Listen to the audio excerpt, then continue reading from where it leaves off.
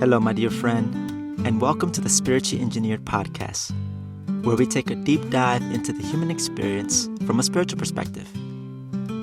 Come on in, and I invite you to stay.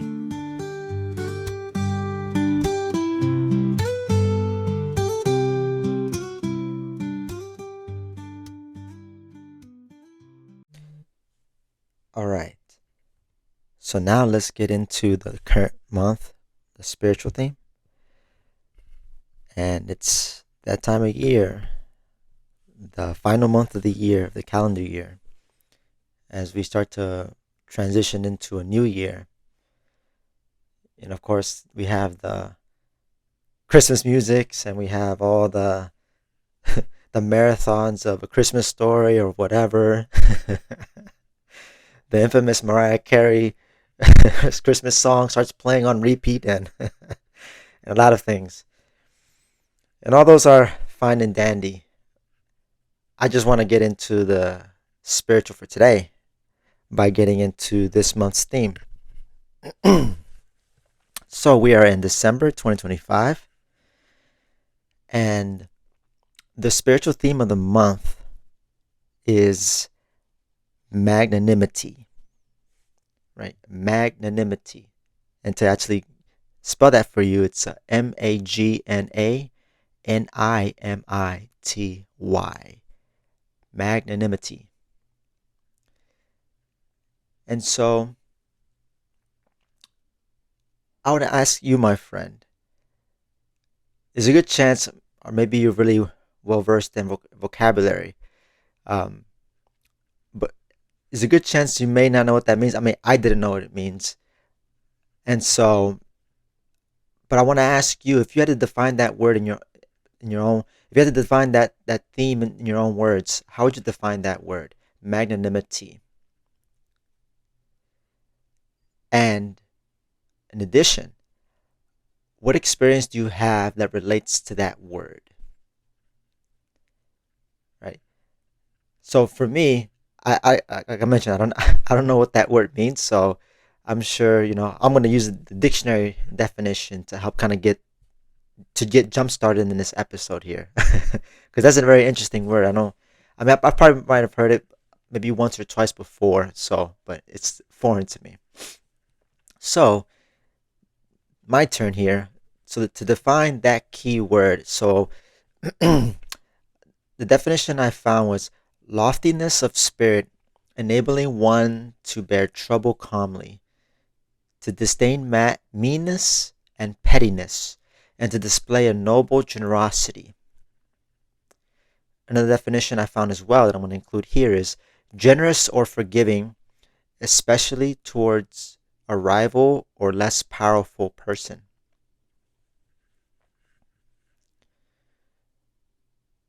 Now, the experience I want to share with this relates to that word that came to mind. Really touches on the part where it's the definition that I read, one to bear trouble calmly. And that was just an experience I had, was just working with a former colleague when I was in my cleaning job. Granted, she was like the manager, right? She's like kind of the step up person. And she was one individual that gave me some challenges, because in the way that she worked, it almost kind of, to me, felt very rigid, and there wasn't a lot of patience and empathy, understanding. This individual, I felt like, had like some fixed mindset, some rigidity in her thinking. And so for me, I always had it was an opportunity for me to work through to handle the trouble, the pressure with this individual in the most calmest way possible. But so there's something into that I want to get into, but not right now, that I actually will unfold more after I do the reading the Wayshowers Philosophy portion, the excerpt, for this meditation episode. So I'm going to read from an excerpt that's provided by the Wayshowers College. All the information regarding the meditation and whatnot you can find in the show notes. So feel free to check out those resources. So I'm going to go ahead and just get started by reading one of the key excerpts. And so the the sub key theme that I'm going to focus on for this one is fearless.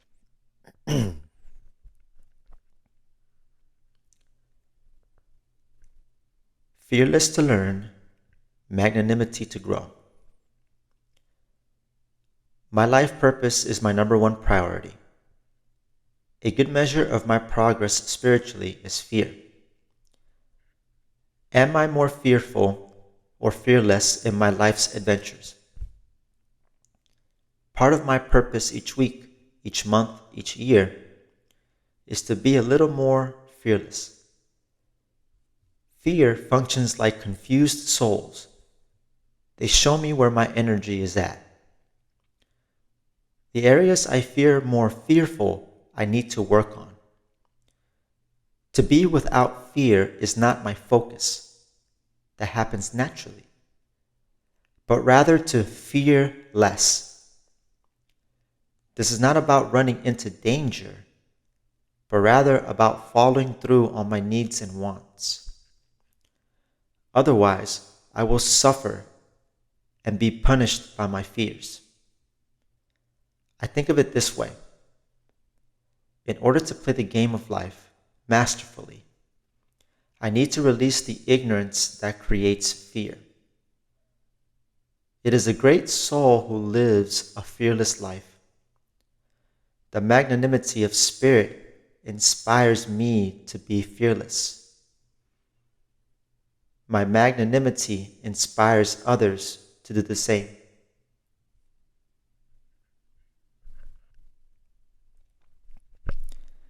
And then that was the excerpt for this month's spiritual theme. Magnanimity. Sometimes I feel like that word when I say it can be like a tongue twister, a mouthful. sometimes, sometimes I pronounce it magnanimity or some type of thing.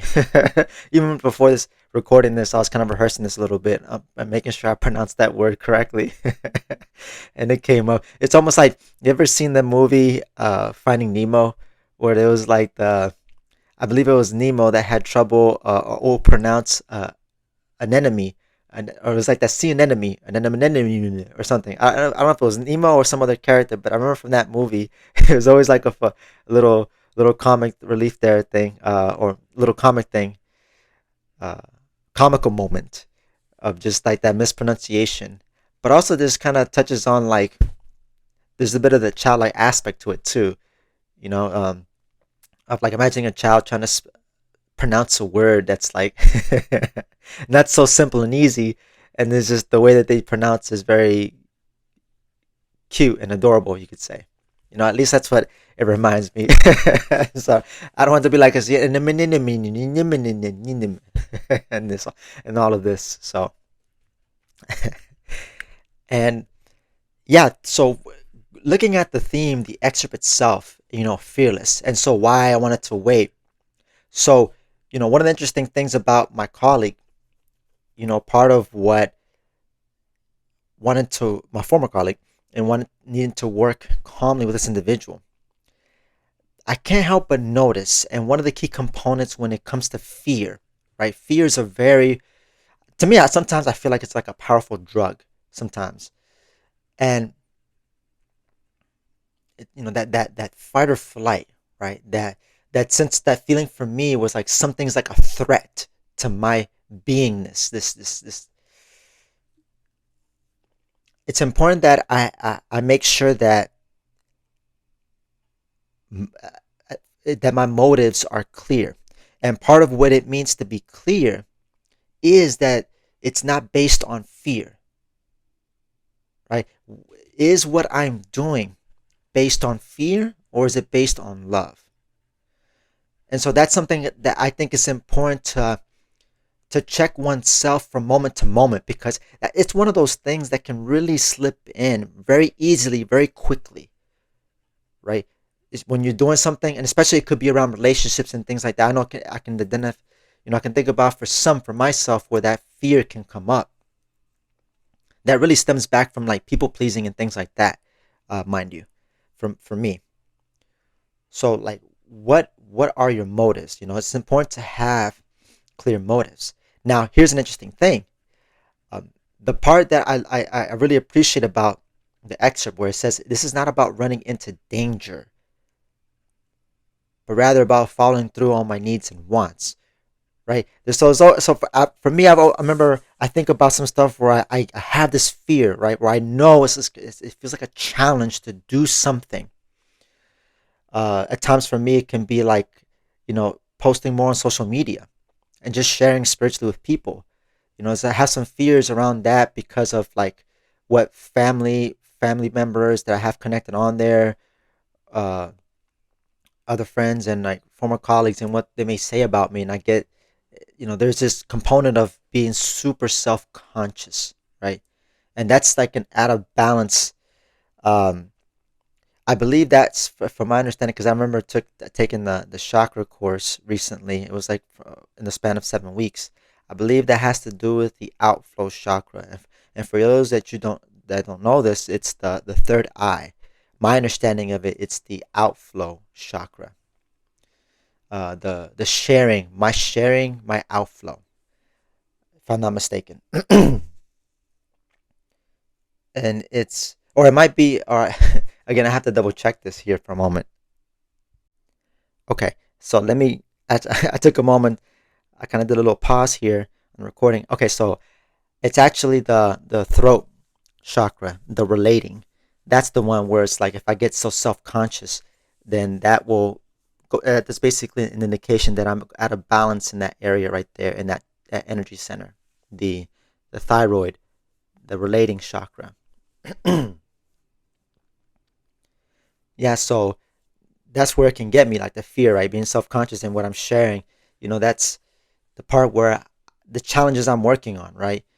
I don't feel it so much when I'm recording these podcast episodes, but when it comes to posting on social media and post more where people can see my face, that's where, because it makes it more intimate, it gives me that sense of being more vulnerable. That's where there's gonna be a lot of fear, you know, and I get that, and that's totally understandable how many people, and I know I don't have a copyright on this, that we have this fear of being our genuine selves with others because of how we may be interpreted. There's need, there's like this genuine need to belong, right? To be a part of something, to that connection, the sense of feeling oneness. Like that's a genuine need. So it's amazing the stories I can tell myself where I would in essence hold myself back from being me with somebody else and falling more into the area of pulling up a front, you know, when it comes to like new friendships and even potential romantic connections and opportunity, partnerships, you know, things like that as well. These are some of the things that, I had to think about because it's important that, especially if I'm getting to know somebody, I know it's in the best interest to show myself without having to like spill everything, like without having the need to dump type of thing, but just like organically allow myself to just unfold to another individual, right? I think that's something that I'm getting now is the key, at least for me, you know, so that the fear of allowing myself to just be and express myself, a lot of that had, part of my first 7 years, I have my own challenges with authority figures because, whether it's like the authorities of my parents, particularly my father, and authority figures of my teachers at the school, you know, I, growing up, I was very expressive. I was very talkative. I loved to just hang out with my friends. I was very social. So much so that even in class, I would just be talking to my friends and not and don't pay much attention to the teachers, which the teachers didn't like that. I wasn't acting accordingly, so they wanted to impose their control. Right? That's what a lot of I feel like that can happen in grade school, and I think it does happen. This imposition of control to get children to act in line, but they're just being their expressive selves.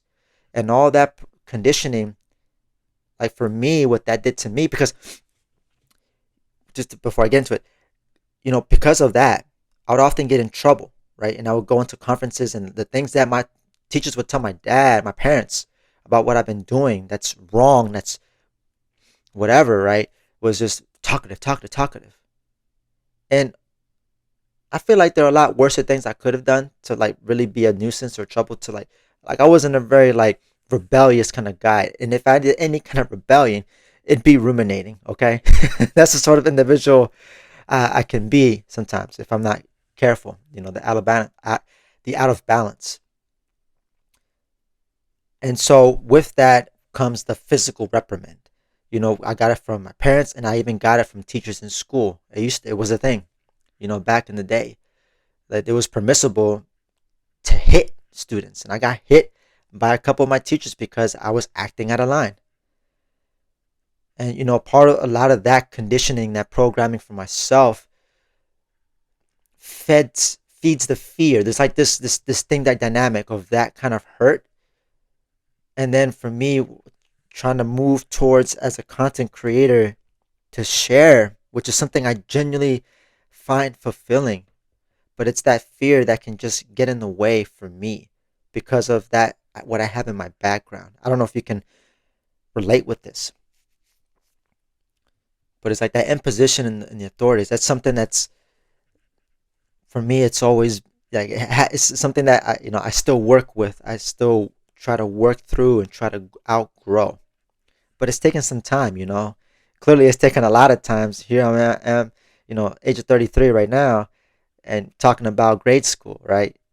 And this is always amazing because this is what I've learned from working with other old timers, people in their later years who are much more ahead of the path and with experience. My spiritual friends, this is they are they they've shared with me, and what I've learned from them is that it always seems to come back to my first 7 years, no matter what challenges I'm facing now, and then what I may face later on in life can most often be traced back to the first 7 years, right? And I think that's part of the system and how this planet works, is that we chose our parents, we chose our situations because it's basically setting up our life curriculum for our life lessons that we're going to attract, what we're going to go through for ourselves. And all of that is what started from a choice, mind you.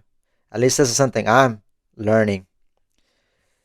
And that itself can be a big pill for many people to swallow. Like, oh shoot, I chose my parents, I chose my situations, and all this talk of like people being dealt different hands and using that as excuses and things like that. But in essence, we've chose our situations.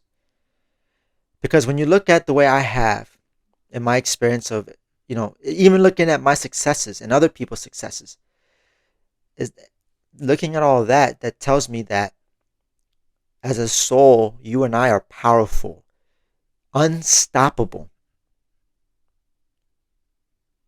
right? Unstoppable.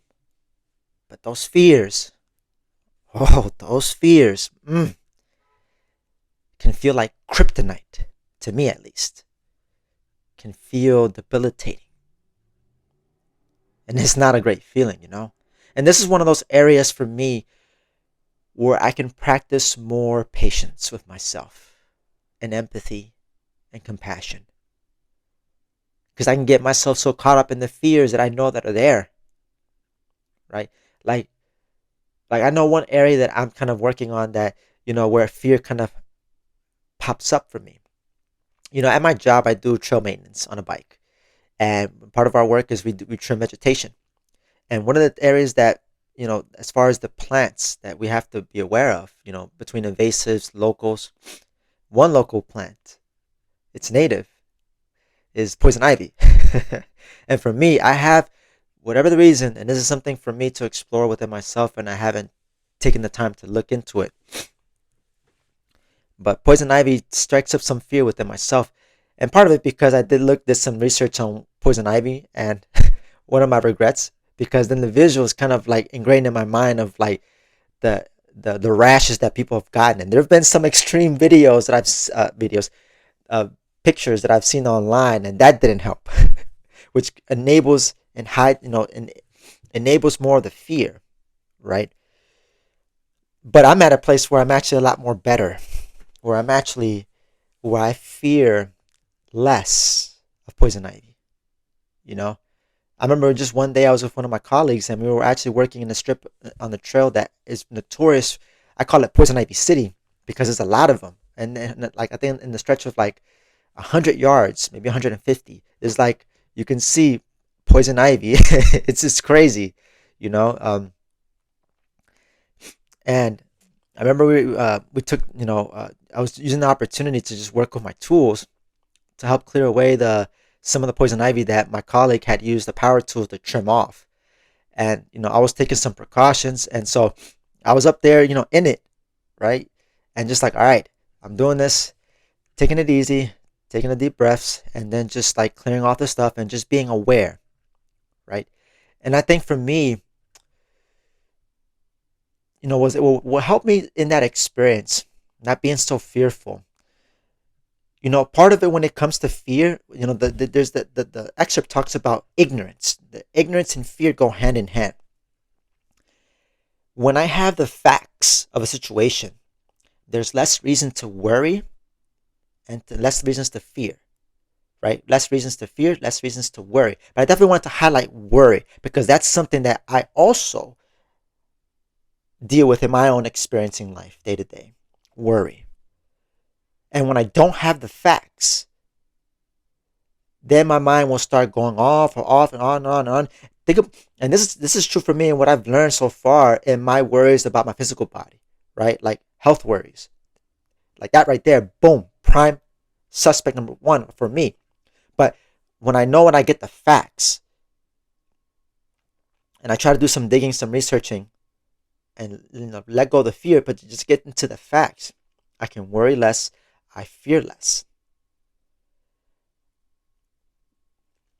But even then, when I have the facts, the fears are still going to come up, though. And that's another thing that, going back to the excerpt, where it said it's not about try to be without fear.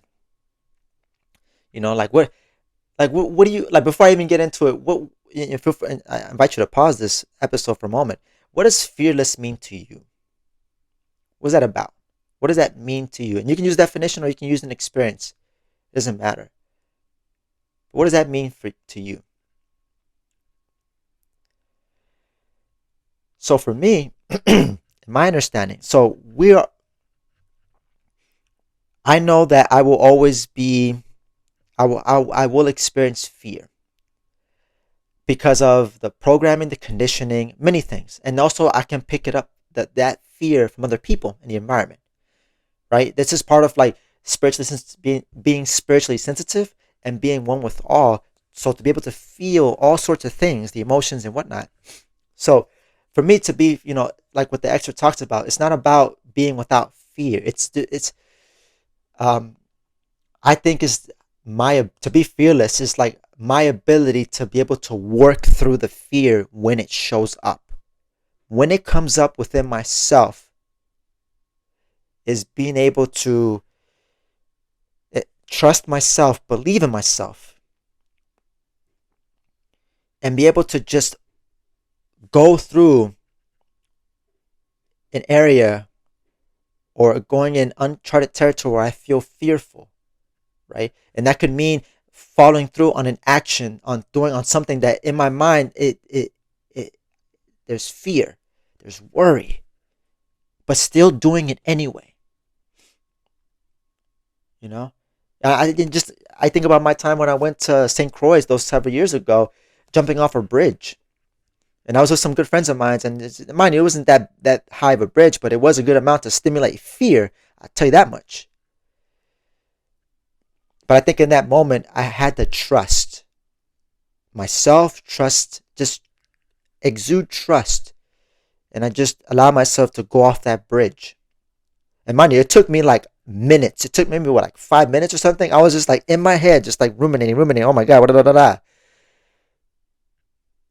The peak human experience, right? When it at least I don't want to say peak, but like one of those key part of the human experience that's so common that we all deal with to some degree. So rather it's a staple, like a part of it, And to be able to just work through that, so that enabled me to jump off that bridge into the water and to swim back to off to the side, to shore, if you will. It was just like a little river where the bridge, where I jumped off from the bridge into the body of water. It was like a small little river. And to go to where my friend was to support me, to help me, so I don't go off like, oh my god. I mean, I can swim to to some degree. Like I'm not like the best swimmer. I'm like maybe average, maybe slightly below. I kind of can get the handling on the floating part.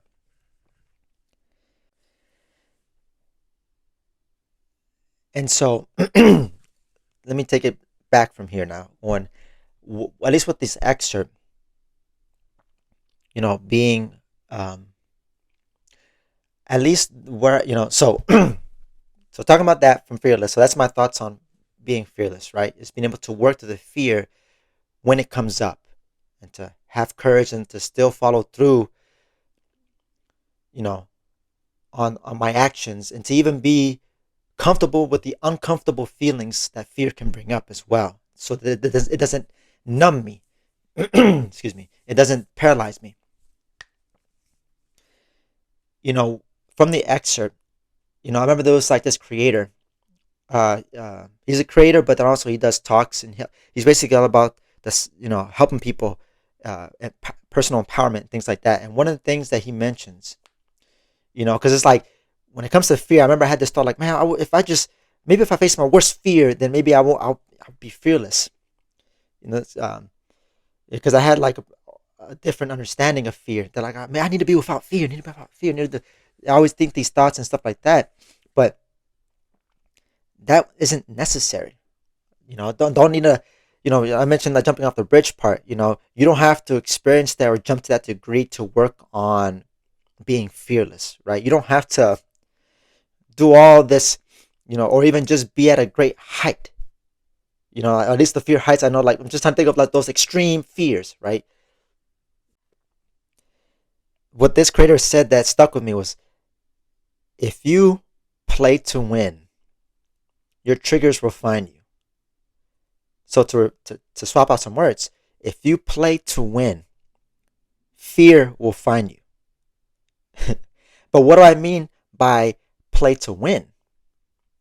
It goes back to the excerpt. And then I'll read the phrase here: following through on my needs and wants. So one one of the big things that I want to highlight here at this point, when it comes to fear, because the thing about fear paralyzes, and ultimately my fear will make me not take, it will make me, it will paralyze me. It will just keep me stagnant, right? But the key thing to overcome fear is, at least what I'm gathering so far, is to follow through, take action. Because I find that when I'm in action, fear is not even, can't even grab me, because it's like I look at fear because it's stagnation. When I'm in action, I'm in flow. It can't, its influence is very weak on me, because I'm so locked in on my purpose, right? Which was the first sentence of this excerpt. My life purpose is my number one priority. And you could say it's part of the solution. Instead of fear, my life purpose, my fulfillment, my joy. And really, really familiarizing myself and connecting with the feeling of what that's felt like. When was the last time you felt really fulfilled, right? And maybe it was something fulfilling because you maybe had to overcome some fear that came up. But whatever that feeling of fulfillment is, I think it's important to build familiarity with that, because I think that can be the driving force, right? When we're talking about motivation and things of that nature.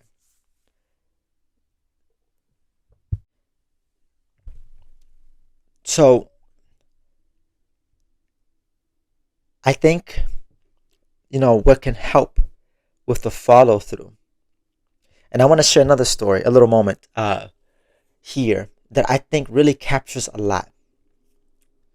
So several years ago, back during the peak, when the pandemic was starting to like really start to lift off in terms of what it's doing, its thing, and it's happening. I remember I was in like in my I was working at my former job at a school, and I remember I was staying late at night, and I remember I was browsing social media, and I remember I was getting a feeling a sense of like the panic and the fear and like the negativity energy in the environment in the collective was so rampant. It was just so I felt it so much so that I felt tuned into myself. There was this need within myself to contribute to purifying the negativity, to lighten things up. And so what I did was I recorded myself dancing in my underwear. I mean, I had a shirt on, but I was in my underwear and socks, and I just started to set up a little recording area in the storage closet in my school because I was late. I was working late. I stayed late, and decided to put together a simple little simple choreography of something, and then and also ended it with some like a message towards the end. I used some like flashcards and whatnot. And even now looking at it, I'm like, shoot, the thought of doing that again, like it's that fear, right, of like people gonna judge me for wearing, like, recording myself, putting it on the internet in my underwear. Oh my God. But I wasn't focused on that. I wasn't that fear. It did come up a little bit, but I was so locked in to my sense of purpose and my sense of my concern for the bigger picture, all of us, right, the sense of the bigger picture, my concern for the big picture, that I just felt like I was just responding to something within myself, like it was just like this calling. I'm like, and I just felt it was in that moment for me, or at least that experience, where I was moved by spirit, where I was so inspired and I was so driven. Like I just really felt this need, like I had like need, like I have to use the bathroom need, right? Like I need to do this. And those are some of the things that I felt that enabled me to follow through on the inspiration I had to help uplift the people. When there's a lot of uncertainty and fear around COVID and all this stuff, it was very numbing. It was very debilitating. And so, yeah, it was just a moment where I felt really inspired. And I think that's the thing right there. It's like my magnanimity. It's it inspires is inspiring. And imagine like what that can do for others, when you move with inspiration, That's what it means when that's part of what it means for feel, think, act, right? The rhythm of the soul, feel, think, act is moving, is, picking up the impressions, the inspirations, being tuned in, right? Tuned into my purpose, my sense of oneness, connected with everybody, right? Being connected and just following through on it, following through on the inspiration. I feel like I'm kind of repeating it at this point now, but I think that's part of the key here to work towards fearing less, right? Because the fear is always gonna be there. And I think for me, and I'm looking at my notes here, um, in that I really thrive. Excuse me. Oh my God, give me a moment. I really thrive and get a lot of fulfillment when I give of myself to others.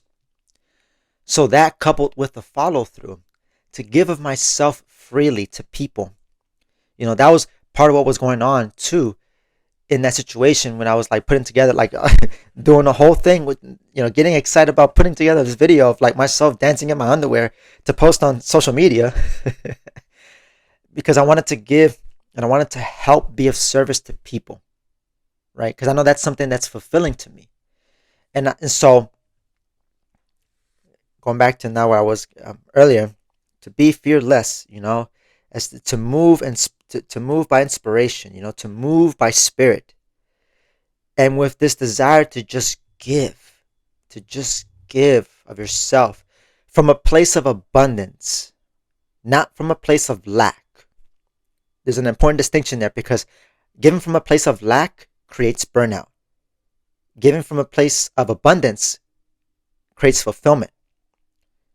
It's like I'm giving of myself because my cup is so full that it's like I need to pour a lot of this stuff out. Like I have to pour, I have to give. You know, that's that's what this podcast has been for me. You know, even though I have my challenges with some other areas, you know, with like content creation, this is why I'm so thankful to, to this podcast here and being consistent with it. So, for so long, it's helped me through the tough times in my life. You know, it's been that outlet for me when, when life has, I felt like it's, hit me, I don't know if you can relate, in your experience, you can think of, when you felt like hit rock bottom. And, it's why I appreciate this podcast and why I'm going to keep doing it because, like I said, it's like there are times when I know I have so much flowing into my cup that I need to give. And this is one of the many things that, I'm going to continue to do. And if you're someone that's been following me for a while, for a long time, and you probably know some of the stuff that I've been through with the stuff that I've shared, I just want to say thank you. I appreciate you. And if you're someone new, thank you for joining the journey. And I invite you to stay connected, subscribe. And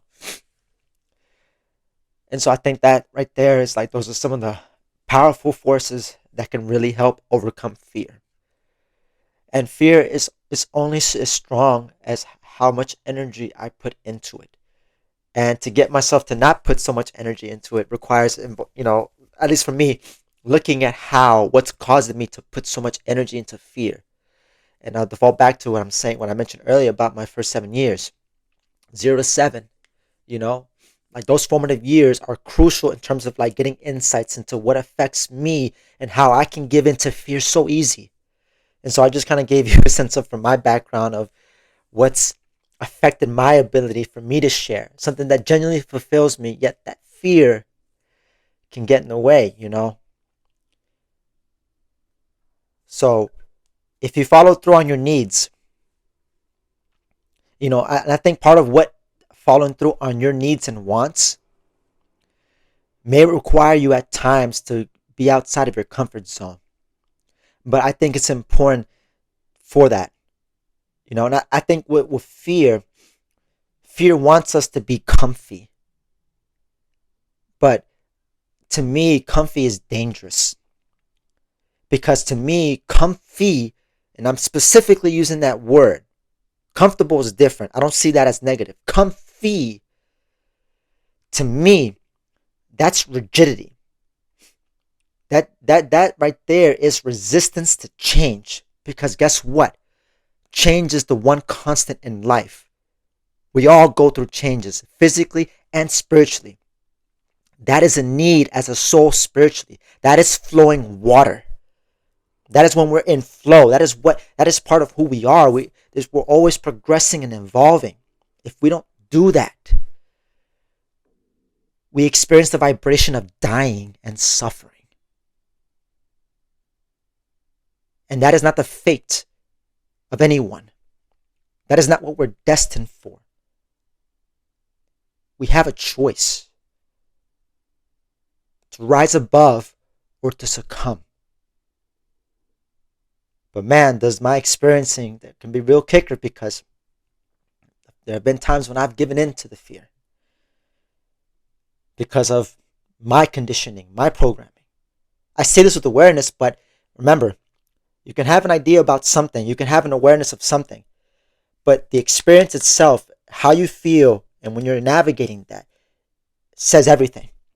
And that's why, when it comes to life, when it comes to growth, you can't think your way to fulfillment. You can't think your way to growth. But only through experiencing and working through the experiences, regrouping periodically, taking stock, checking yourself, things like that. Me checking myself. So, yeah, this has been an interesting episode. I'm always fascinated with the directions that each episode goes, because It's never usually what I plan to initially. I mean, some stuff, yeah, but then it kind of goes in an interesting direction. But I attribute that to the power of spirit working through me, and that's all I can ever ask for, to be of service, to be an instrument of spirit, to be an instrument of God, so that I share to inspire you, my friend, so you can live your best life, and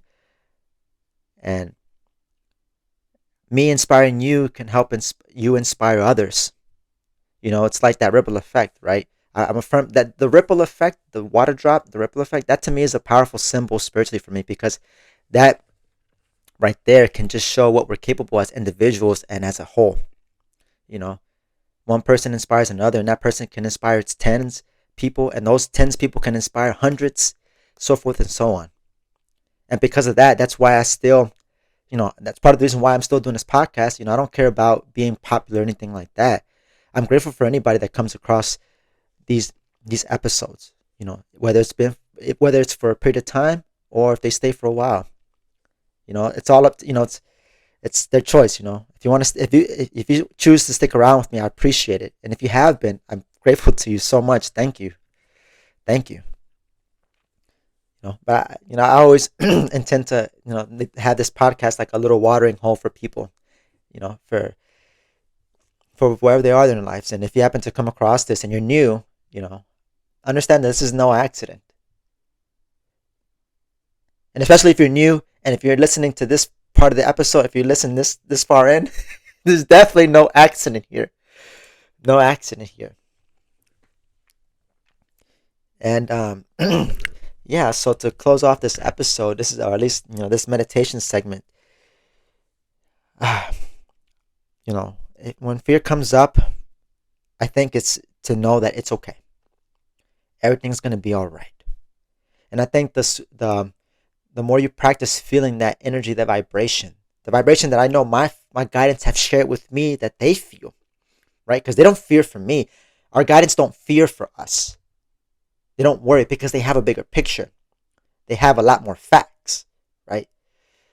I think it's just, when that fear comes up, which may come up from like having to follow through on your needs, right? It's like being able to honor, right? The fears are always temporary. But I think it's always the other side of fear. And for me, has been the case where I felt really fulfilled when I've navigated and I've gone through the other side. So if there's any areas that that strikes up fear in you, think about the possibilities of what the other side of that fear can bring for you. What would that feel like?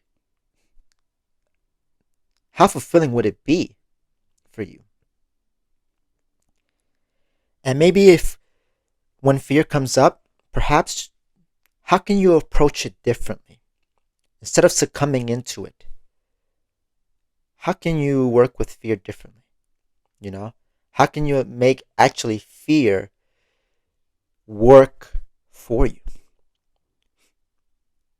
And I think this is a lifelong practice and an ongoing process. This isn't like an end all be all, And I think this is also, in addition, part of, I would add to what it means to be fearless, is that to be fearless, I work with fear. I allow it to help build me rather than break me down.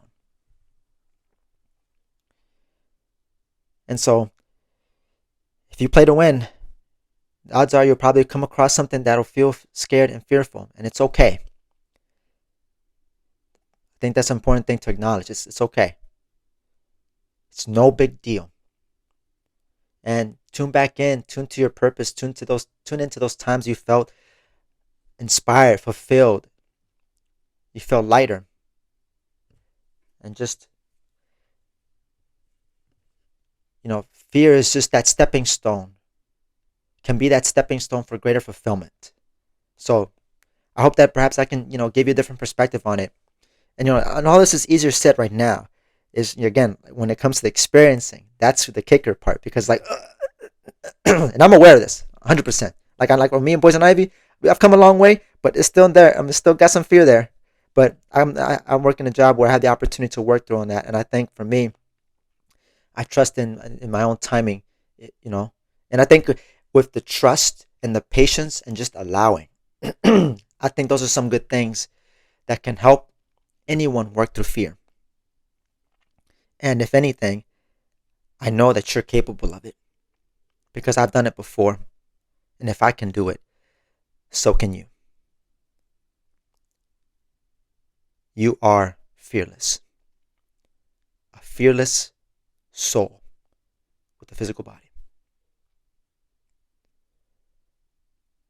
The fearless soul in me loves and respects and backs the fearless soul in you.